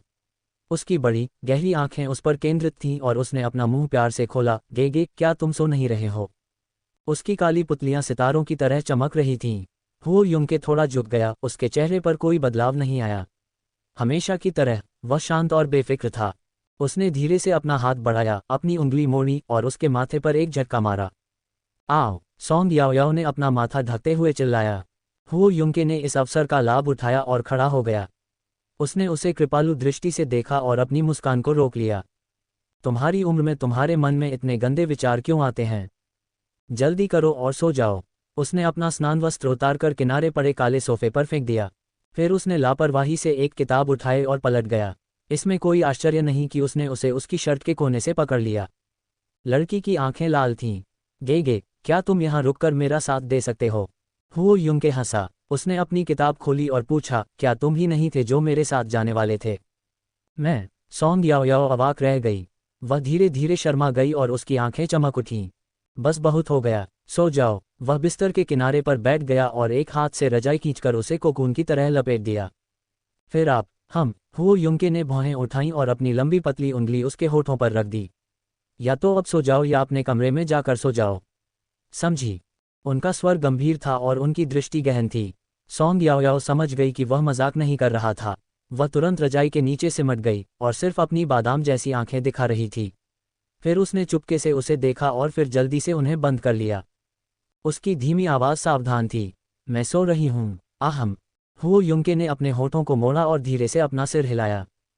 बाहर भारी बारिश हो रही थी और बिजली की चमक के साथ गड़गड़ाहट की आवाज़ भी आ रही थी। छोटे चाचा पर काला जादू किया है। अनुवादक युनई। लड़की ग्रे रजाई में सिमट गई। उसका छोटा सा चेहरा सफ़ेद और चमकीला था, लेकिन हर गड़गड़ाहट के साथ उसकी भौहें सिकुड़कर एक गांठ में बदल जातीं। एक लंबे समय के बाद हुओ युंके ने दूसरा पन्ना पलटा और अपने बगल में उसे कुछ हलचल महसूस हुई। वह इधर उधर सरसराहट कर रही थी, लेकिन उसे लगा कि उसने ध्यान नहीं दिया। एक छोटा सा हाथ चुपचाप उसकी कमीज का कोना पकड़े हुए था। गे शुभ रात्रि। हुओ युंके ने अपनी आंखें नीची कर लीं। उसकी निचली पलक पर प्रकाश की एक चाप ने उसकी आंखों के नीचे की नीरसता को छिपा दिया। शुभ रात्रि। जैसे जैसे समय बीतता गया उसकी सांसें स्थिर होने लगीं। हुओ युंके ने अपनी भौहें सिकुड़ीं, अपनी किताब बंद की और बगल की ओर देखा। लड़की उसके बिस्तर पर लेटी हुई थी, गहरी नींद में सो रही थी, लेकिन उसका हाथ अभी भी उसकी शर्ट पर था और वह उसे छोड़ने से इनकार कर रही थी। जैसे ही वह हिला, वह तुरंत बड़बड़ाने लगी और उसे और कसकर पकड़ लिया। थोड़ा झूठा। उसके होंठ थोड़े ऊपर की ओर मुड़े हुए थे। बरसात की रात में उस आदमी की ठंडी आवाज़ अतिरिक्त आकर्षक थी। गे। लड़की ने अचानक उसका हाथ रगड़ा, अपना सिर उसकी हथेली में छिपा लिया और सो गई। ऐसा लग रहा था जैसे वह नींद में बात कर रही हो। ... अगले दिन आसमान और भी उदास था। अपनी जैकेट को कोहनी के चारों ओर लटकाए हुए हुओ निंगशी गलियारे के दूसरे छोर से नीचे आते हुए एक गेम खेल रहा था। क्लिक करें। एक दरवाज़ा खुला। गुलाबी और सफ़ेद पायजामा और एक जोड़ी बड़ी चप्पल पहने एक लड़की दरवाजे से बाहर निकली। उन दोनों ने एक दूसरे की ओर देखा। कुछ सेकंड बाद, फक, गाना याओयाओ, व्याख्या करना, मुझे स्पष्ट कारण बताओ कि तुम मेरे छोटे चाचा के कमरे से बाहर क्यों आ रहे हो। हुओ निंगशी ने अपना गेम बंद कर दिया। उसने अपनी आंखें चौड़ी कर लीं, जो दृश्य उसने देखा था उसे समझ नहीं पा रहा था। सोंग याओयाओ अपने छोटे चाचा के कमरे से बाहर क्यों आ रहा था? क्या उन्होंने इतनी तेजी से प्रगति की थी? सोंग याओयाओ ने अपनी आंखें घुमाईं। रात की अच्छी नींद के बाद उसके गाल गुलाबी हो गए थे, पिछली रात के पीलेपन का कोई निशान नहीं था। उसके होंठ खुले और उसने एक शब्द उगल दिया, बेवकूफ़। चप्पल पहनकर वह धीरे धीरे अपने कमरे की ओर चली गई। हुओ निंगशी उसके पीछे पीछे चल रही थी, अपनी गति बनाए रखते हुए। सोंग याओयाओ, क्या तुमने मेरे छोटे चाचा को बहकाया है? वाह, तुम्हारी उम्र में तुम्हारे पास निश्चित रूप से अपने तरीके हैं। मैं तुम्हें चेतावनी दे दूं, मेरे छोटे चाचा को चोट मत पहुंचाना। वह कभी किसी औरत के लिए समझौता नहीं करेंगे। गे। सोंग याओयाओ ने अपने होंठ फुलाए और उस आदमी की तरफ देखा जो अभी अभी नए कपड़े पहनकर अपने कमरे से बाहर आया था। अपने हाथ आगे बढ़ाते हुए उसने कहा, चप्पल बहुत बड़े हैं, मैं ठीक से चल नहीं पा रही हूँ। आदमी ने चप्पलों पर नज़र डाली जो उसके पैरों से 1.5 गुना बड़ी थीं और भौहें सिकुड़ते हुए बोला, कितनी तकलीफदेह है। वह आगे बढ़ा, उसे अपनी बाहों में उठाया और वापस उसके शयन कक्ष में ले गया। उसकी नज़र में हुओ निंगशी का कोई अस्तित्व ही नहीं था। हुओ निंगजी। वह 2 सेकंड तक वहीं जमकर खड़ा रहा, फिर अचानक नीचे की ओर भागा। चाचा झांग, चाचा झांग, चाचा झांग, जो बगीचे में कुछ लोगों को गिरे हुए पत्तों को झाड़ने का निर्देश दे रहे थे, ने शोर सुना और सोचा कि कुछ बड़ा हुआ है। अपने पैरों को तेजी से मोड़ते हुए वह वापस जागीर में भागे और चिंतित हुओ निंगशी को देखा। युवा मास्टर, क्या बात है? उसने पूछा। हुओ निंगशी ने ऊपर की ओर देखा, अंकल झांग को पकड़ लिया और पूछा, अंकल झांग, क्या आपके पास उस फेंग शुई मास्टर का संपर्क विवरण है जिससे हमारा परिवार परिचित है? मुझे उससे बात करनी है। हम। चाचा झांग अवाक रह गए। क्या हुआ, यंग मास्टर? तुम बहुत घबरा रहे हो। पहले बैठकर खाना क्यों नहीं खा लेते? ओह, बहुत बड़ी समस्या है। हुओ निंगशी शांत नहीं हो सका। उसने अपने सिर पर हाथ फेरा और धीरे से कहा, मुझे संदेह है कि सोंग याओयाओ ने मेरे छोटे चाचा पर काला जादू किया है। हम। चाचा झांग उलझन में थे। युवा मास्टर, क्या आपको बुरा सपना आया और आप ठीक से सो नहीं पाए? ये सुनते ही हुओ निंगशी गुस्से से लगभग मर ही गई। उसने अचंभित होकर पूछा, चाचा झांग, आप सोंग याओयाओ के बारे में क्या सोचते हैं? चाचा झांग, क्या आप मिस सोंग के बारे में बात कर रहे हैं? वह वाकई बहुत अच्छी है। वह सुंदर है, अच्छा व्यवहार करती है, प्यारी है और प्यारी है। सबसे महत्वपूर्ण बात यह थी कि मास्टर उसे पसंद करते थे, हालांकि उन्होंने कभी भी इसे सीधे तौर पर व्यक्त नहीं किया था। इससे पहले कि वह स्वयं ये स्वीकार करे, वे यह अनुमान लगाने वाले नहीं थे कि वह क्या सोच रहा है। हुओ निंगशी को लगा कि जिस सोंग याओयाओ को वह जानता था, वह अंकल झांग से अलग व्यक्ति था। क्या वह अच्छी तरह से व्यवहार करती है और प्यार करने लायक है? वह हिंसक थी, झूठ से भरी हुई थी और पाखंडी थी। यह असली सॉन्ग याओ याओ है। हाँ, तुम उसे नापसंद क्यों करते हो? देखो, वह कितनी प्यारी है। वह मासूम और दयालु है और उसका व्यवहार भी अच्छा है। हो निंगजी, हाँ, वह इस बात पर कभी विश्वास नहीं करेगा। ये बोलते समय अंकल झांग की आंखें चमक उठीं और उनके चेहरे पर मुस्कान आ गई। सुप्रभात सर। सुप्रभात मिस सॉन्ग। चाचा झांग, सुप्रभात। लड़की ने आज अपनी यूनिफॉर्म नहीं पहनी थी। इसके बजाय उसने एक ऐसा पहनावा पहना था जो जियांग ताओ ने उसके लिए खरीदा था। यह कोई बड़े ब्रांड का नाम नहीं था, बस एक ऐसा ब्रांड था जो उसकी उम्र की लड़कियों के लिए उपयुक्त था। एक फरदार सफ़ेद स्वेटर, प्लेट स्कर्ट, एक चड्डी और छोटे चमड़े के जूते। अपनी गुलाबी बैग को हाथों में थामे उसका पूरा शरीर जोश से भरा हुआ था। ओह, सुप्रभात सुप्रभात सुप्रभात। चाचा झांग ने सिर हिलाया। क्या आप नाश्ता करना चाहेंगे? रसोई में सीफूड कांजी, कुछ सैंडविच और तले हुए अंडे बनाए गए हैं। आप क्या खाना पसंद करेंगे? हो निंगशी ने अपनी आंखें घुमाईं और अंदर से शिकायत की, अरे क्या मैं अस्तित्व में भी हूँ? क्या बेवकूफ़ सोंग याओ याओ ने अंकल झांग पर भी काला जादू किया था? बाद में जब वह कार में बैठा तो उसे समझ में आया कि उस सुबह क्या हुआ था। उसकी नज़रें दूसरी तरफ बैठी हुई शालीन लड़की पर उलझी हुई थीं। ईमानदारी से कहूँ तो वह दिखने में इतनी भी बुरी नहीं थी जैसा कि अंकल झांग ने कहा था, लेकिन वह बुरी नहीं थी। हो निंगशी के दिल में सोंग याओ याओ का व्यक्तित्व भयानक था। वह एक छोटी सी ठग थी जिसे अभिनय करना बहुत पसंद था। गीत याओ याओ। वह एक क्षण के लिए हिचकिचाया और वह जो पूछना चाहता था वह पूछ नहीं सका। क्या हुआ? सोंग याओ याओ ने अपना सिर भी नहीं उठाया। तुम और मेरे छोटे चाचा। उसे समझ नहीं आया कि क्या कहे। बड़ी मुश्किल से उसने पूछा, क्या तुमने ये किया? क्या करें? सोंग याओ याओ ने बिना कुछ कहे अपना सिर हिलाया। अगर आप कुछ कहना चाहते हैं तो स्पष्ट करें। तुम्हें पता है, वह हो निंगशी इतना निराश था कि वह किसी को मारना चाहता था। वह क्या है? सोंग याओ याओ भी निराश थी और उसने अपने दांत पीस लिए। अगर तुम साफ नहीं बोल सकती तो मत बोलो। तुम्हारी उम्र में क्या तुम नहीं जानती कि खुद को सही तरीके से कैसे व्यक्त किया जाए? अगर तुम मुझे परेशान करते रहे तो मैं तुम्हें मार डालूंगा। उसने धमकी भरे अंदाज में अपनी मुट्ठी हिलाई। सांस। हो निंगशी ने अपने दांत पीस लिए और गुस्से में हंसने लगी। क्या तुम भूल गई हो कि तुम किसके घर में रह रही हो और किसकी कार में बैठी हो? सोंग याओ याओ, मैंने कभी इतने घमंडी व्यक्ति से मुलाकात नहीं की। अच्छा, अब तो तुमने देख लिया। क्या तुम संतुष्ट हो? सोंग याओ याओ ने उदासीनता से अपनी हथेलियां फैलाईं और मुस्कुराए। उसकी अभिव्यक्ति अहंकारी, आत्मसंतुष्ट और चिड़चिड़ी थी। हो निंगशी ने गहरी सांस ली। उसे अपने छोटे चाचा की चेतावनी याद आ गई और उसने चुपके से अपने हाथ जोड़ लिए। उसने अपने आप से कहा कि आवेगशील मत बनो, आवेग एक राक्षस है। एक एक शब्द कहते हुए उसने दांत पीसते हुए कहा, संतुष्ट। मैं इससे अधिक संतुष्ट नहीं हो सकता। सोंग याओ याओ ने हल्के से मुस्कुराते हुए कहा, यह अच्छा है। जैसे ही उसने ये कहा उसे अचानक थोड़ी जिज्ञासा हुई, तो तुम्हें क्या लगा कि मैंने और तुम्हारे छोटे चाचा ने क्या किया? हो निंगशी की निगाहें उलझी हुई थीं क्योंकि वह कुछ सेकंड के लिए सोंग याओ याओ को विस्तार से देख रहा था। अचानक वह हंसा। सोंग याओ याओ, मैंने ये क्यों नहीं देखा कि तुम वास्तव में मूर्ख हो? जैसे ही उसने बोलना समाप्त किया, हो निंगशी ने अंगुलियों के चटकने की आवाज़ सुनी। सोंग याओ याओ को देखते ही उसका सिर सुन्न हो गया। सोंग याओ याओ ने हल्के से मुस्कुराते हुए कहा, अंदाजा लगाओ कि तुम मुझे कैसी लगती हो। हो निंगशी की पलकें झपक गईं और वह पीछे हट गया। धमकी भरे लहजे में उसने कहा, सोंग याओ याओ, हिम्मत मत करना। आह। लड़की ने मुक्का उसके चेहरे पर मारा। पलकें झपकाते हुए सोंग याओ याओ ने कहा, मुझे लगता है कि तुम पिटाई के लिए तैयार हो। फकर। सोंग याओ याओ। उसने अपना हाथ उठाया और सोंग याओ याओ के उज्ज्वल और सुंदर चेहरे को देखा। उसकी थोड़ी थोड़ी ऊपर उठी हुई थी, वह निडर दिख रही थी।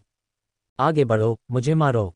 जब हम वापस आएंगे तो मैं गेजे को बता दूंगा कि तुमने मुझे धमकाया। मैं ही हूं जो छोटे चाचा को बताने जा रही हूं कि आपने मुझे परेशान किया। हो निंगशी ने उसे बचकानी नज़र से देखा और अपना हाथ नीचे कर लिया। हाँ, गेगे को तुम पर विश्वास नहीं होगा। सोंग याओ याओ ने उस पर मुंह बनाया और खिड़की से बाहर देखा। चाचा, यहीं रुकिए, मुझे कुछ खरीदना है। उसने जल्दी से ड्राइवर से कहा। वह तांग शिनरो और अन्य लोगों के लिए उपहार लाने के अपने वादे को नहीं भूली थी। यदि पिछले दिन शेंगशुन की मदद न होती तो वह इतना पैसा नहीं कमा पाती। इसलिए उसे कुछ उपहारों का चयन सावधानी से करना पड़ा। जैसे ही उसने उसे कार से बाहर निकलते और हल्के से दूर भागते हुए देखा, हो निंगशी ने अपना चेहरा पोंछा। उसकी आंखें पीछे के शीशे के माध्यम से ड्राइवर से मिलीं। हो निंगशी की नज़र तेज हो गई।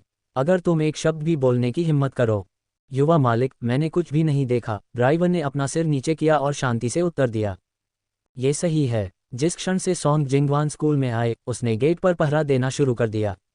जब उसने हो निंगशी को अपनी कार से बाहर निकलते देखा और कार सॉन्ग याओयाओ के बिना किसी संकेत के चली गई, तो उसका दिल आखिरकार शांत हो गया। निंगजी, वह जल्दी से दौड़कर आए, उसकी नाक ठंड से लाल हो गई थी और वह दयनीय दिख रही थी। सुप्रभात। सॉन्ग याओयाओ से नाराज होने और अच्छे व्यवहार वाले सॉन्ग जिंगवान को देखने के बाद उसे बहुत अच्छा लगा। सुप्रभात, तुम यहाँ क्यों खड़े हो? बाहर ठंड है, उसने उत्सुकता से पूछा। मैं तुम्हारा इंतजार कर रही थी। बेशक, सॉन्ग जिंगवान ने शर्मिंदगी से नीचे देखा और शर्म से हंस पड़ी। अपने बालों में हाथ फेरते हुए उसने अचानक कहा, ओह ये सही है, याओयाओ कहाँ है? क्या वह आज तुम्हारे साथ नहीं है? उसकी हो निंगशी ने उसका नाम सुनते ही दांत पीस लिए। कौन जानता है कि वह कहाँ चली गई? वह जो चाहे कर सकती है। सॉन्ग जिंगवान के होंठ चुपके से मुड़ गए, लेकिन जब उसने अपना सिर उठाया तो उसकी आंखें चिंता से भर गईं। ओह, क्या याओयाओ अब वो मैनर में नहीं रह रही है? वह संभवतः कहाँ जा सकती है? बेशक वह अभी भी वहाँ है। हो निंगशी ने उत्सुकता से उसकी ओर देखा। लेकिन वह घर क्यों नहीं जा रही है? वैसे भी वह उसके घर पर क्यों रह रही थी? ये बहुत कष्टप्रद था। सॉन्ग जिंगवान के चेहरे पर उदासी छा गई। अपना बैग पकड़ते हुए उसने उदास होकर कहा, ओह हाँ, वह क्यों नहीं है? देखो याओयाओ, उसका मेरी माँ से झगड़ा हो गया था। डांट के कुछ शब्दों की वजह से वह घर से भाग गई। जब मैंने उसे घर आने के लिए मनाने की कोशिश की तो उसने मेरी बात नहीं मानी। ओह, उसका व्यक्तित्व, बस इसके बारे में सोचकर ही मेरा सिर दर्द करने लगता है। मुझे पता है न? तुम्हें भी लगता है कि उसका स्वभाव खराब है? हो निंगशी ने अपने बाल पीछे किए और अंदर चला गया। अजीब लहजे में उसने पूछा, वह जैसी दिखती है वैसी बिल्कुल नहीं है। वह इतनी हिंसक क्यों है? तुम्हें पता नहीं है कि उसने आज सुबह क्या किया? वह लंबा था और उसके कदम बड़े और तेज थे। हालांकि उसने यह नहीं देखा कि सॉन्ग जिंगवान की नज़र उसके पीछे ठंडी और ठंडी होती जा रही थी। हो निंगशी को भी शायद इसका एहसास नहीं था। वह कभी भी बहुत ज्यादा बात करने वाला व्यक्ति नहीं था, लेकिन जब उसने सॉन्ग याओयाओ के बारे में बात की तो वह रुक नहीं सका। वह वो परिवार का युवा मास्टर था। उसे कब मारा गया था और वह वापस लड़ने की क्षमता नहीं रखता था। क्या वह ऐसा नहीं कर सकता था, या वह ऐसा नहीं करना चाहता था? वे दोनों चुपचाप कक्षा में दाखिल हुए। किसी तरह उनका रिश्ता पहले जैसा घनिष्ठ नहीं रहा। ... जैसे ही सॉन्ग याओयाओ ने कक्षा में प्रवेश किया, उसने कुछ आंखों को देखा जो प्रकाश बल्बों की तरह चमक रही थीं। जल्दी जल्दी जल्दी उपहार! तांग शिनरू ने उत्सुकता से अपनी मेज पर ढोल बजाया। आप लोग! सॉन्ग याओयाओ की नज़र तांग शिनरो से हटकर हान जुन पर चली गई और अंततः शेन जुन पर। लड़के के बाल बिखरे हुए थे और उसके चेहरे पर चोट का निशान था। वह नींद में अपना सिर उठा रहा था। उसने सीधे देखा। ... उस पर। सॉन्ग याओयाओ की आंखें मुड़ गईं। क्या तुम लोग इतने उत्साहित हो? अच्छा, तब वह अपनी सीट पर जाकर बैठ गई और धीरे से अपना बैग खोला। यह क्या है? खाना, खिलौने? ये गेमिंग कंसोल तो नहीं होगा, है न? तांग शिनरू ने उत्सुकता से गर्दन आगे बढ़ाते हुए पूछा। जैसे ही उसने पूछा, उसने सॉन्ग याओयाओ के बैग में आइटम देखा और उसकी अभिव्यक्ति धीरे धीरे जम गई। तुम! कितना निर्दयी! सॉन्ग याओयाओ ने कॉलेज प्रवेश परीक्षा के 5 वर्ष, अभ्यास परीक्षा के 3 वर्ष नामक संग्रह से कुछ नवीनतम अभ्यास प्रश्न पाठ्यपुस्तकें निकालीं। फिर उसने उन्हें दो पाठ्यपुस्तकें दीं। उसने किताबों पर अपना हाथ थपथपाया और प्यार से कहा, देखो, मैंने आज सुबह इन्हें खास तौर पर खरीदा है। ये वैसी ही है जैसी मेरे पास हैं। अब से तुम स्कूल के बाद मेरे साथ अभ्यास प्रश्न कर सकते हो। उसके चेहरे पर मुस्कान थी और भाव भंगिमाएं भी जोरदार थीं, लेकिन वह बिल्कुल भी बलशाली नहीं थी। स्पष्टतः वह गंभीर थी। थम! शेनशुन ने अपना सिर मेज पर टिका दिया और मृत होने का नाटक करने लगा। इस बीच तांग शिनरू ने भौहें सिकोड़ लीं। याओयाओ, क्या मैं मना कर सकती हूँ? क्यों? चलो साथ मिलकर अध्ययन करें। अभ्यास प्रश्न हल करना ही समय बर्बाद न करने का एकमात्र तरीका है। हान जून की आंखें गहरी हो गईं और उसने जल्दी से अपने हाथ हिलाए। मेरी चिंता मत करो, मुझे कोई उपहार नहीं चाहिए। मेरे पास पहले से ही 2 पाठ्यपुस्तकें हैं। आप उन्हें भाई जुन और तांग शिनरो को दे सकते हैं। एक बढ़िया, उसने ईमानदारी से सुझाव दिया। एक गरीब छात्र के रूप में वह बस खाना चाहता था, अपनी मौत का इंतजार करना चाहता था और एक छोटा अधीनस्थ बनना चाहता था। अगर वह कड़ी मेहनत करना चाहता तो उसे प्रथम श्रेणी में जाना पड़ता। हो, क्या कहा आपने? शेन जुन ने अपना सिर घुमाते हुए हल्का सा मुस्कुराया। वह अभी भी अपनी मेज पर लेटा हुआ था और उसने हान जून के सिर को थपथपाने के लिए अपना हाथ बढ़ाया। जुना, क्या तुम अपनी बात दोहरा सकते हो? चूंकि वह अभी भी युवावस्था से गुजर रहा था, इसलिए उसकी आवाज़ थोड़ी कर्कश थी। उसकी नींद भरी आवाज़ के साथ वह बेहद कोमल लग रहा था। लेकिन हान जून अभी भी रोना चाहता था। भाई जुन, बस मुझे मार डालो। वह अभ्यास प्रश्न करने की अपेक्षा मरना अधिक पसंद करेगा। मुझे वैसा क्यों करना चाहिए? आओ, मैं तुम्हें अपनी 2 किताबें भी दे दूँ। खूब मन लगाकर पढ़ाई करो और आगे बढ़ते रहो। हान जून, वह मरना पसंद करेगा। सॉन्ग याओयाओ को समझ नहीं आया। क्या पढ़ाई इतनी कठिन थी? उसने प्रैक्टिस पेपर देखा जो उसने आधा पूरा कर लिया था। कुछ देर सोचने के बाद उसे अचानक सब समझ में आ गया। ओह, क्या ऐसा इसलिए है क्योंकि तुम लोग सवालों के जवाब देना नहीं जानते? शेंग शुन की पलकें झुक गईं। हाँ, हम बेकार कचरा हैं। तांग शिनरो, जिसे कचरा कहलाने पर मजबूर किया गया। ठीक है, जब तक मुझे प्रश्न नहीं पूछने पड़ते, मुझे कूड़ा बनने में कोई आपत्ति नहीं है। ठीक है। 300,000 को ध्यान में रखते हुए अब से आप लोगों को स्कूल के बाद शौचालय के अलावा कहीं बाहर नहीं जाना चाहिए। मैं आपको गंभीरता से पढ़ाऊंगा। लड़की का चेहरा गोरा और कोमल था। वह अपनी छाती थपथपा रही थी और उसकी आंखें चमक रही थीं। वह जोश से भरी हुई थी। शेनजुन, मैं मर चुका हूँ। हान जून, मैं भी। तांग जिनरो, मैं। सॉन्ग याओयाओ ने उदास होकर अपना सिर घुमाया और तांग शिनरो की आंखों में दयनीय दृष्टि से देखा। राओरो। ये देखकर कि वह सिसक रही थी और रोने वाली थी, तांग शिनरू का दिमाग धुंधला गया और उसने जल्दी से उसे अपनी बाहों में भर लिया और उसे सांत्वना दी। ठीक है, ठीक है, ठीक है, मैं तुम्हारे साथ पढ़ूंगा। दुखी मत हो, प्रिय। सॉन्ग याओयाओ के होंठ मुड़े और उसने प्यार से कहा, मुझे राओरो सबसे ज्यादा पसंद है। उसकी आवाज़ में मधुरता और सौम्यता का सही मिश्रण था। शेंगशुन, जो मृत होने का नाटक कर रहा था, ने अपनी आंखें उठाईं। अगर मैं भी पढ़ाई करूं तो क्या तुम मुझसे प्यार करोगे? सॉन्ग याओयाओ तांग शिनरू की बाहों में रही और उसने अपना सिर घुमाया और अपनी बादाम जैसी आंखों को एक हानि रहित भाव से घुमाया। अगर तुम ऐसा नहीं करोगे तो मैं तुम्हें प्यार से पीटूंगी। मैं नहीं चाहती कि मेरा अधीनस्थ एक अनपढ़ कचरा बन जाए। शेंगशुन ने इसे सहने की कोशिश की, लेकिन वह ऐसा नहीं कर सका। भाड़ में जाओ, सोंग याओयाओ, तुम कोई देवदूत नहीं हो, तुम एक राक्षस हो। इसके बाद मृत वर्ग 3-3 पर एक अद्भुत दृश्य घटित हुआ। सबसे अधिक ध्यान न दिए जाने वाले छात्र को आगे रखकर वह और 3 सबसे खराब छात्र एक साथ अभ्यास प्रश्न कर रहे थे। उनमें से एक शेनजुन भी था, जिसके नाक पर चोट लगी थी और पट्टी बंधी थी। वह अपने दांत पीस रहा था और अधीरता से अपनी कलम को पकड़ रहा था। वह जो माहौल दे रहा था, वह किसी सवाल का जवाब देने वाले व्यक्ति जैसा नहीं था, बल्कि ऐसा लग रहा था कि वह किसी भी समय तलवार में तब्दील हो जाने वाले अपने हाथ की कलम से लड़ाई शुरू करने वाला था। खिड़की के बाहर हल्की बूंदाबांदी के साथ मौसम उदास था। स्कूल के प्रिंसिपल वांग मिंगजियांग एक अधेड़ उम्र के आदमी के साथ वहां से गुजरे। तीसरी क्लास के छात्र सिर सिकुड़कर अपने फोन पर खेल रहे थे और फुसफुसा रहे थे। किसी की भी हिम्मत नहीं हुई कि वह ऊंची आवाज में बात करे। वांग मिंगजियांग ने अचानक पीछे मुड़कर क्लास नंबर की ओर देखा। ये वाकई तीसरा गिलास था, लेकिन क्या वे बहुत शांत नहीं थे? लियांग में सबसे कठिन वर्ग होने के कारण वांग मिंगजियांग आमतौर पर उन्हें वही करने देते थे जो वे करना चाहते थे।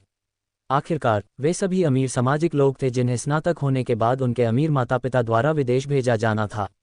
उनके लिए कॉलेज में प्रवेश करना कभी कोई समस्या नहीं थी।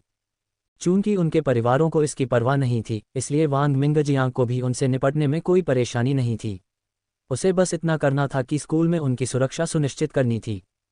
क्या गलत? दाढ़ी वाले अधेड़ व्यक्ति के माथे पर झुर्रियां उभर आईं, जो उसकी भौहों को बार बार सिकुड़ने का परिणाम था। जब उनका चेहरा सीधा होता था तो वे विशेष रूप से सख्त दिखते थे। ओह, आज ये बच्चे उपद्रवी नहीं हो रहे हैं, वांग मिंगजियांग ने अपना सिर रगड़ते हुए आह भरी। मुझे इस चुप्पी की आदत नहीं है। क्या ये वही अनियंत्रित तृतीय श्रेणी है जिसके बारे में आप बात कर रहे थे? मुझे लगता है कि वे काफ़ी अच्छे हैं। उधर देखो। उस आदमी का नाम कांग युआन था। उसने हंसते हुए आखिरी पंक्ति में 2 डेस्क की ओर इशारा किया। देखो, वे पढ़ाई के प्रति कितने जुनूनी हैं। पढ़ाई के प्रति जुनूनी? ओह, ऐसा मत कहो। हो सकता है कि वे कुछ गलत कर रहे हों। वांग मिंगजियांग ने आंखें मूंद कर उनकी ओर देखा। आओ, उन पर नज़र डालते हैं। मुझे लगता है कि वे उपन्यास या कॉमिक्स पढ़ रहे होंगे। कांग युआन को यह बात मनोरंजक लगी, लेकिन फिर भी वह वांग मिंगजियांग के पीछे पीछे चला गया। क्या तुम नहीं देख सकते कि वे कलम पकड़े हुए हैं? उसने सोचा। वे उपन्यास और कॉमिक्स पढ़ने के लिए कलम का उपयोग क्यों करेंगे? उफ, बूढ़ा वांग यहाँ है। किसने कुछ गलत किया और पकड़ा गया? जल्दी खड़े हो जाओ, प्रिंसिपल आ गए हैं। छात्र प्रिंसिपल से बिल्कुल भी नहीं डरते थे, वे हंसते थे और उनका मजाक उड़ाते थे। वे उन्हें उनके उपनाम से भी पुकारते थे। वांग मिंगजियांग ने गुस्ताख बंदरों को घूरकर देखा और हंसते हुए कहा, रुको। पहले उसे खामोशी की आदत नहीं थी, ये तो वैसा ही था। वह सोंग याओयाओ के पास चला गया। लड़की ने जब हलचल सुनी तो उसने अपना सिर उठाया और अपने सामने खड़े दो पुरुषों की आंखों में देखा। लड़की के होंठ लाल थे, दांत सफ़ेद थे और उसकी आंखें बड़ी और गहरी थीं। जब वह उन्हें देखती थी तो उसमें एक भोली भाली मासूमियत और पवित्रता का भाव होता था। कुछ सेकंड की खामोशी के बाद कंग युआन की आंखें चमक उठीं। उसने अपना मुंह खोला और पूछा, छात्र, क्या तुम अभिनेत्री बनना चाहती हो? गीत याओयाओ, अभिनेत्री? उसका क्या मतलब था? एक तेज चीख निकली और सोंग याओयाओ ने अवचेतन रूप से अपने कान ढक लिए। तांग शिनरू ने उसकी बांह को कसकर पकड़ लिया। उसकी तीखी चीख निकल रही थी, मैं डायरेक्टर कांग हूँ। क्या आप डायरेक्टर कांग को जानते हैं? सोंग याओयाओ उलझन में था। क्या मुझे उसे जानना चाहिए? तांग शिनरू एक फैंगल की तरह थी, उसके गाल उत्साह से लाल हो गए थे और उसकी आवाज़ कांप रही थी। क्या आपने प्रिंस ऑफ बिग सिटी नाटक के बारे में सुना है? निर्देशक कांग ने इसे फिल्माया था। बाद में उन्होंने फिल्मों का फिल्मांकन करना शुरू कर दिया। क्या आपने द लास्ट डे और फॉरएवर रीइंकार्नेशन के बारे में सुना है? ओह, वे दोनों क्लासिक हैं। कंग युआन ने उस चमकदार आंखों वाली लड़की को आश्चर्य से देखा जो उसे सोंग याओयाओ से मिलवा रही थी। इसमें कोई संदेह नहीं कि जब उसने तांग शिनरो को देखा तो वह थोड़ा अचंभित हो गया था। ये दोनों लड़कियां बहुत आकर्षक थीं। एक आकर्षक और आंखों को लुभाने वाला था, दूसरा चमकदार और मधुर था। दो अलग अलग शैलियां, फिर भी उनमें एक समानता थी, वे दोनों सुंदर थीं। सोंग याओयाओ ने अपना सिर हिलाना जारी रखा। मैंने उन्हें पहले कभी नहीं देखा। ओह माय, याओयाओ, क्या तुम एक चट्टान के नीचे रह रहे हो? स्क्रीनिंग के आखिरी दिन उनकी ज़ोंबी साइंस फिक्शन फिल्म ने सारे रिकॉर्ड तोड़ दिए। इसने 51 बिलियन युआन कमाए और ये पूरे एशिया में छा गई। तुम इसे कैसे नहीं देख सकते थे? गीत याओयाओ, वह बस एक ऐसी महिला थी जिसने उपन्यास को स्कैन किया था इससे पहले कि वह उसमें स्थानांतरित हो जाए। फिर भी उससे विवरण के बारे में पूछताछ की जा रही थी। सोंग याओयाओ पूरी तरह से उलझन में थी। अगर वह वास्तव में जवाब देने में कामयाब हो जाती तो आश्चर्य होता। अया, भूल जाओ। हाँ, एक जवान लड़की का मुझे न जानना सामान्य बात है। हाँ, तांग शिनरू ने सिर हिलाया और अपनी मेज़ पर रखी किताब को उठा लिया। उसे अपने हाथों में उठाते हुए उसने कहा, डायरेक्टर कांग, मैं आपकी प्रशंसक हूँ, क्या आप मुझे अपना ऑटोग्राफ दे सकते हैं? कांग युआन ने पुस्तक को खुशी से स्वीकार कर लिया। ओह, क्या तुम 5/3 पाठ्यपुस्तक पढ़ रहे हो? अच्छा काम है, इस पर कड़ी मेहनत करते रहो। विश्वविद्यालय में प्रवेश पाने के बाद तुम आज़ाद हो जाओगे। इसे जारी रखो। कांग युआन ने उसे अपना ऑटोग्राफ दिया और किताब को देखने के लिए लापरवाही से खोला। उसकी अभिव्यक्ति जम गई। क्या गलत? वांग मिंगजियांग ने उसके हाथों से 5/3 वाली पाठ्यपुस्तक छीन ली और उसे उलट पलट कर देखा। फिर उसने अपनी भावनाओं में कोई बदलाव किए बिना उसे वापस रख दिया। शुभकामनाएं, इसे जारी रखो। कुछ बहुविकल्पीय प्रश्नों को छोड़कर, जिनका अनुमान उसने गलती से सही लगा लिया था, बाकी सभी हास्यास्पद रूप से गलत थे। लेकिन सचेत रूप से प्रयास करने से पहले ही एक बड़ा सुधार हो चुका था। कांग युआन अभी भी सोंग याओयाओ में दिलचस्पी रखते थे, खासकर तब जब वे हाल ही में एक कलात्मक किशोर फिल्म की शूटिंग कर रहे थे। फिल्म के अंदर सेकेंडरी लीड की पुष्टि होना अभी बाकी था। लेकिन जैसे ही उन्होंने सोंग याओयाओ को देखा, उन्हें तुरंत याद आया कि उस किरदार के पास एक जोड़ी आंखें थीं जो बोल सकती थीं, और सोंग याओयाओ के पास स्पष्ट और चमकदार बादाम के आकार की एक जोड़ी आंखें थीं। छात्र, मैं पहले गंभीर था। यहाँ तक कि तुम्हारा सहपाठी भी मुझे पहचानता है, इसलिए मैं झूठा नहीं हूँ। क्या तुम अभिनेत्री बनना चाहती हो? मेरे पास एक भूमिका है जो तुम्हारे लिए एकदम सही है। याओयाओ, तांग शिनरू ने ईर्ष्या से उसकी ओर देखा। वे डायरेक्टर कांग की फिल्म के बारे में बात कर रहे थे। निर्देशक कांग की फिल्म में डेब्यू करना, भले ही वह सिर्फ सहायक भूमिका ही क्यों न हो, एक बहुत बड़ी शुरुआत थी। लेकिन सोंग याओयाओ ने बिना किसी हिचकिचाहट के कहा, नहीं, अगर मेरे पास समय है तो मैं अभ्यास प्रश्नों पर काम करना पसंद करूंगा। आहम, वांग मिंगजियांग ने अपने होंठ हिलाए। तीसरी कक्षा का छात्र वास्तव में पढ़ाई के बारे में बात कर रहा था। उसने उत्सुकता से सोंग याओयाओ का अभ्यास पत्र उठाया और देखा। एक पल बाद वह स्तब्ध रह गया। क्या हुआ? कांग युआन ने भी उत्सुकता से अपनी गर्दन आगे की ओर देखा। वे स्कूल के साथ ही हुआ करते थे। उस समय किसी को भी उम्मीद नहीं थी कि कांग युआन एक वीडियो कैमरा उठाकर निर्देशक बन जाएगा। लेकिन तथ्य यह है कि वे दोस्त थे, इसका मतलब यह था कि कांग युआन भी एक समय में एक बेहतरीन छात्र था। पेपर पर एक नज़र डालने से ही उन्हें पता चल गया कि सही उत्तरों की संख्या चौंकाने वाली थी। वांग मिंगजियांग दंग रह गया क्योंकि उसकी आंखों में धीरे धीरे खुशी फैल गई। ये छात्र काफ़ी होशियार है। अब लगभग मिड सेमेस्टर परीक्षाएं होने वाली हैं। आपको क्या लगता है कि आपको कौन सी रैंक मिलेगी? उन्होंने ये प्रश्न केवल इसलिए पूछा क्योंकि सोंग याओयाओ के पेपर की सटीकता दर बहुत अधिक थी।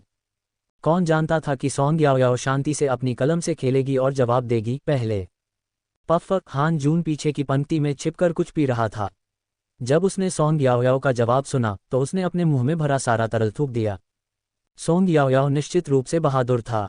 ओह, वांग मिंगजियांग के होंठ थोड़े मुड़े। यह एक अच्छा लक्ष्य है। चलते रहो। ये लक्ष्य तीसरी कक्षा में आसानी से हासिल किया जा सकता है। मैंने तीसरी कक्षा का जिक्र कब किया? सोंग याओयाओ ने अपनी साफ आंखों से वांग मिंगजियांग को एक अजीब नज़र से देखा। मैं कक्षा में प्रथम आने की बात कर रही थी। खांसी खांसी खांसी खांसी, तुमने क्या कहा? वांग मिंगजियांग को झटका लगा। अगर वह पहली कक्षा में भी जाता तो छात्र उसे आसानी से नहीं बताते कि वे प्रथम आना चाहते हैं। अगर उन्हें मुंह पर थप्पड़ पड़ जाए तो क्या होगा? ये बहुत अजीब होगा। यदि कोई शरारती और अनियंत्रित छात्र उसे यह बात बताता तो वांग मिंगजियांग इसे मजाक समझकर टाल देता। लेकिन वह लड़की बहुत ही शालीन और शांत दिख रही थी, और जब वह लोगों से बात करती थी तो अपनी गहरी बादाम जैसी आंखों से सीधे उनकी ओर देखती थी और वह काफ़ी गंभीर दिखती थी। उसने यह एहसास दिलाया कि वह सच कह रही है और उसमें ऐसा करने की क्षमता है। कक्षा में प्रथम आना। सोंग याओयाओ को उनकी नाटकीय प्रतिक्रियाएं समझ में नहीं आईं। क्या प्रथम आना इतना कठिन है? वह समझ नहीं पाए क्योंकि वह पहले कभी स्कूल नहीं गई थी। उसे हमेशा एक होम ट्यूटर द्वारा घर पर ही शिक्षा दी जाती थी। छोटी उम्र से ही ऐसा कोई सवाल नहीं था जिसका वह जवाब न दे सके। उसने अपने माता पिता को ये कहते हुए भी सुना था कि वह एक प्रतिभाशाली है, लेकिन उसकी तुलना कभी किसी से नहीं की गई थी। इसलिए जब उसने अपना आखिरी वाक्य कहा तो उसे थोड़ी असहजता महसूस हुई। मैंने सुना है कि इसमें पिछले कॉलेज परीक्षाओं के प्रश्न शामिल हैं। मुझे वे बहुत आसान लगते हैं। प्रथम स्थान प्राप्त करना इतना कठिन नहीं होना चाहिए, है न? सोंग याओयाओ ने लगभग भरी हुई 5/3 पाठ्यपुस्तक पर प्रश्नवाचक दृष्टि से थपथपाया। क्या मध्य सेमेस्टर परीक्षा इससे अधिक कठिन हो सकती है? सोंग याओयाओ की डेस्कमेट के रूप में तांग शिनरू ने पिछले कुछ दिनों में सोंग याओयाओ के पागलपन को देखा था। उसने उसके सिर पर थपथपाया और दिलासा दिया, बहुत मुश्किल नहीं, बहुत मुश्किल नहीं। अपनी क्षमताओं के साथ, प्रीशियस, ये वास्तव में अजीब होगा यदि आप पहले स्थान पर नहीं आए। हान जून ने अपनी आंखें घुमाईं। शेंगशुन अपनी मेज पर लेट गया और चुपके से हंसने लगा। लेकिन जब वह हंस रहा था तो उसने अपनी मेज पर रखी 5/3 पाठ्यपुस्तक देखी और अब और नहीं हंस सका। सच में, मुझे देखने दो। पहले वाली पाठ्यपुस्तक अंग्रेजी की थी, लेकिन उसके हाथ में जो पुस्तक थी वह गणित की बहुविकल्पीय पुस्तक थी। वांग मिंगजियांग को अचानक जिज्ञासा हुई। अगर यह कोई और होता तो शायद वह अपना धैर्य खो देता। लेकिन सोंग याओयाओ को इतना आकर्षक और भरोसेमंद चेहरा होने के लिए किसने कहा? शू यू के अलावा, जो सोंग याओयाओ के साथ नहीं मिलती थी, बाकी सभी ने जिज्ञासा से अपने कान उठाए और उन्हें घेर लिया और देखने लगे। बेशक, ज्यादातर लोगों को लगा कि सोंग याओयाओ सिर्फ बड़ी बड़ी बातें कर रहा था। कक्षा में पहला स्थान हमेशा पहली कक्षा से हुओ निंगशी का था, और उसके बराबर का दर्जा पाने वाला एकमात्र व्यक्ति पहली कक्षा से सोंग जिंगवान था, जो सोंग याओयाओ की जुड़वां बहन थी। जहां तक तीसरी श्रेणी का सवाल है, वे ऐतिहासिक रूप से पीछे से प्रथम स्थान पर रहने के लिए जाने जाते थे और वे हमेशा पीछे से प्रथम दर्जन रैंकिंग पर रहते थे। वह इतनी बड़ी बड़ी बातें कैसे कर सकती है? क्या वह मुंह पर तमाचा मारने की मांग कर रही थी? वांग मिंगजियांग ने पाठ्यपुस्तक को देखा और जल्दी से एक पूरा पृष्ठ पढ़ डाला। हो, यह! उसकी आश्चर्य भरी आवाज सुनकर उसके पीछे खड़े सभी लोग घबरा गए। क्या स्थिति थी? बूढ़े वांग, तुम किस बात पर बड़बड़ा रहे हो? मुझे देखने दो। कांग युआन उसकी प्रतिक्रिया को बर्दाश्त नहीं कर सका, इसलिए उसने किताब पकड़ी और उसे पलटने लगा। जैसे ही उसने किताब को देखा, उसकी आंखें और भी चमक उठीं। जब उसने सोंग याओयाओ को देखा तो उसकी निगाहें प्रशंसा से भर गईं। छात्र, बुरा नहीं है। तांग शिनरू संतुष्ट दिख रही थी। जैसे ही उसने सोंग याओयाओ की बांह पकड़ी, वह उससे भी ज्यादा उत्साहित थी। आह, मेरी मूर्ति प्रीशियस की प्रशंसा कर रही है। यह मेरी प्रशंसा करने जैसा है। वांग मिंगजियांग ने सिर हिलाया और मुस्कुराते हुए पूछा, छात्र, आपका नाम क्या है? क्या आप प्रथम श्रेणी में जाना चाहते हैं? जैसे ही उसने ये शब्द कहे, पूरी कक्षा में कोलाहल मच गया। शेंगशुन ने अपना सिर उठाया और निराशा में अपना चेहरा रगड़ा। वह ऊपर से मुस्कुरा रहा था, लेकिन अंदर से नहीं। प्रधानाचार्य, तीसरी कक्षा में एक अव्वल छात्र का आना दुर्लभ है। हमें उसके मार्गदर्शन की आवश्यकता है। जैसे ही आप देखते हैं कि उसके अच्छे परिणाम आए हैं, आप उसे पहली कक्षा में कैसे खींच सकते हैं? ऐसा लगता है जैसे वे आपके जैविक बच्चे हैं और हम सिर्फ सौतेले बच्चे हैं। खांसी, खांसी, खांसी। इन शब्दों ने हान जून को पूरी तरह से झकझोर दिया। ओह, भाई क्षुन, आप निश्चित रूप से कुछ भी कहने के लिए काफ़ी बहादुर हैं। वांग मिंगजियांग को समझ नहीं आ रहा था कि हंसे या रोए। जब उसने शेन क्षुन के चेहरे पर चोट के निशान देखे तो वह बेबसी से बोला, बकवास। तुम क्या कह रहे हो? मेरी नज़र में तुम सब बराबर हो। छी, ये वह बात नहीं थी जो तुमने पहले कहा था, ओल्ड वांग। बिल्कुल, हमारे लिए एक बेहतरीन छात्रा पाना आसान नहीं है। उसे मत चुराओ। हाँ, हम विरोध करते हैं। सोंग याओयाओ हमारी है। अगर किसी ने उसे छूने की हिम्मत की तो हम अपनी जान देकर भी तुमसे लड़ेंगे। सोंग याओयाओ ने पलकें झपकाईं। वह कब इतनी लोकप्रिय हो गई थी? जूयू ने अपनी आंखें घुमाईं और खुद से फुसफुसाया, क्या नकली है? उसने चुपके से सोंग जिंगवान को एक संदेश भेजा। उसके दिल में अभी भी याद था कि कैसे कुछ समय पहले उसे अपमानित किया गया था। वह अंततः सोंग याओयाओ को उसकी ही दवा का स्वाद चखाने वाली थी। बस, अब बहुत हो गया, अब हंगामा मत करो। मैं तो बस उसकी राय पूछ रहा था। मैं उसे जबरदस्ती फर्स्ट क्लास में नहीं बेच रहा था। सच में। वांग मिंगजियांग को यह मज़ेदार लगा। उसने सोंग याओयाओ की तरफ देखा। छात्र, आगे बढ़ते रहो। मुझे तुमसे बहुत उम्मीदें हैं। अंदर ही अंदर वह मन ही मन भविष्य की कल्पना कर रहा था। क्या इस लड़की की वजह से बेकार की तीसरी क्लास बदल जाएगी? ठीक है, ओल्ड कांग, चलो। वांग मिंगजियांग ने सोंग याओयाओ की किताब उसे लौटा दी और जाने का फैसला किया। लेकिन इससे पहले कि वे चले जाते, कांग युआन को अभी भी जाने में थोड़ी हिचकिचाहट महसूस हो रही थी। ओह, ये छात्र बहुत दिलचस्प हैं। सभी युवाओं को इसी तरह जोश से भरा होना चाहिए। उसने अपनी जेब से एक बिजनेस कार्ड निकाला और उसे खुशी खुशी सोंग याओयाओ को थमा दिया। मिस, यह मेरा बिजनेस कार्ड है। इससे पहले कि मैं इस पद के लिए किसी और को ढूंढूं, आप मुझसे किसी भी समय संपर्क कर सकती हैं। इससे पहले कि सोंग याओयाओ कार्ड लेती, तांग शिनरू ने जल्दी से उसे उसके लिए ले लिया। जल्द ही फिर मिलेंगे, डायरेक्टर कांग। उसने खुशी से हाथ हिलाया। अलविदा। अरे, वैसे आपका नाम? ये तांग शिनरो है। शिन यानी नया, रॉ यानी कोमल। कांग युआन ने सिर हिलाया, ठीक है, अलविदा। उन दो व्यक्तियों के चले जाने के बाद तीसरी कक्षा तुरंत सक्रिय हो गई। लड़कों का एक समूह शेन शुन के पास आया। भाई शुन, क्या तुमने सचमुच अपना तरीका बदल लिया है और पढ़ाई करने का फैसला किया है? सोंग याओयाओ, क्या तुम्हें पूरा भरोसा है कि तुम कक्षा में प्रथम स्थान प्राप्त कर सकती हो? प्रिंसिपल ने जो कहा उसका क्या मतलब था? क्या वह तुम्हारी प्रशंसा कर रहे थे? पहले स्थान पर आने में कोई समस्या नहीं होनी चाहिए। सोंग याओयाओ की आंखें मुड़ गईं। वह हमेशा उन लोगों के प्रति अच्छा रवैया रखती थी जो उसके खिलाफ शत्रुतापूर्ण नहीं थे। अगर आपको अपनी पढ़ाई में कोई समस्या आती है तो आप मुझसे पूछ सकते हैं।